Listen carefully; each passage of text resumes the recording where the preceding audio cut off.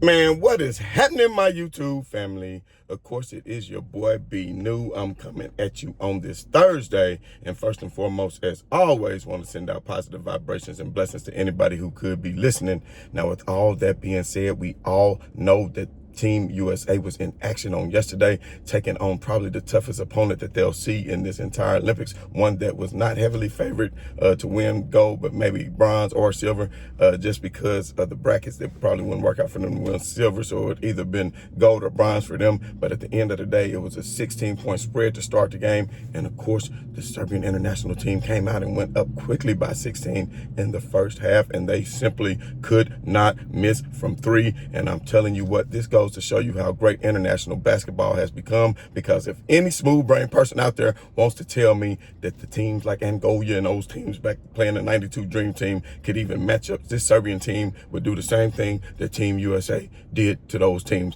the Dream Team did to them back in 92, because they were swinging that ball around the horn. They, as doubles came, they kicked out to the open three. Not only did they kick out to the open three, they made the extra pass, because the ball moves faster than the defender. And the way that the game is structured now, the NBA has really evolved almost like the European game, of course, with the advent of the way Steph Curry and the Golden State Warriors shot the three-point ball. That's how everybody does now. And speaking of Steph Curry, magnificent game by Steph Curry. Team USA does not win that game without Steph Curry. First of all, let me get that out the way. 36 points for Steph Curry, the highest he's ever scored in any Olympic game. I mean, I think he had 14 in the first quarter, so he came out on fire, and the USA needed every single bit of it, because this thing really turned into a three-point shooting contest. And I'm telling you what, the last person you want to get into a three-point shooting contest with is that of Steph Curry. So I'm telling you right now, mad props to Steph Curry. You can see him and LeBron James in jubilation after the game, celebrating. Man, I'm telling you what, man, it probably won't ever happen, but if you could ever get older Steph Curry and LeBron James together, I wouldn't call it a super team, but I'm telling you, the way they play off of each other. And then, of course, KD had a big shot. KD, I'm not going to lie, in the third quarter, I was losing faith in him, because I was like, man, KD usually doesn't fold under pressure, but as the game was close, he was missing a lot of little shots that he normally would make. But in that fourth quarter, he did hit some big ones. And then with the U.S. up by one, LeBron James, amazing play to get all the way down the court with the layup. Get it in. LeBron James, a spectacular game as well. I believe, if I'm not mistaken, 16 points, 12 rebounds, 11 assists. Second men's triple-double in Olympic history. I think there's been 4 all-time. It's only the second time in men's basketball that there has been another triple-double. The first one was 12 years ago today by none other than LeBron James, as Team USA has struggled against that Australian team. If you remember, I believe it was 3 Olympiads ago, and now you have LeBron James coming to help save the day, because it was none other than LeBron that kept everyone settled, made all the good passes, hit Steph Curry for some of those open shots. And you got to give shots out to Joel Embiid, because Joel Embiid played a spectacular game as well, from start to finish. He hit open shots, he hit a couple threes, he was hitting 18-footers, and more importantly, he played great defense on Joker. Joker wasn't the one that was really hurting the US of A. It was more so his teammates, and that's what I'm saying. You got 15 threes.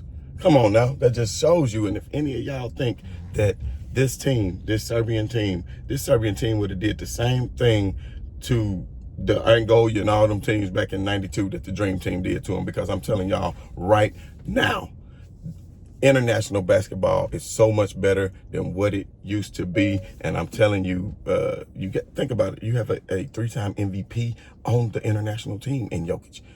To think there was no MVP, it wasn't even an all-star that they played against in any of those teams that made it to the NBA level back then. So anyway, shouts out to Steph Curry, Kevin Durant, LeBron James for finishing off their game. Kevin Durant had a great play, playing good defense on one of their guards as they got caught in the switch going back, forced him to do an over and back, which was crucial, because they still cut it to 2 with like a minute left. So the game was definitely not in hand.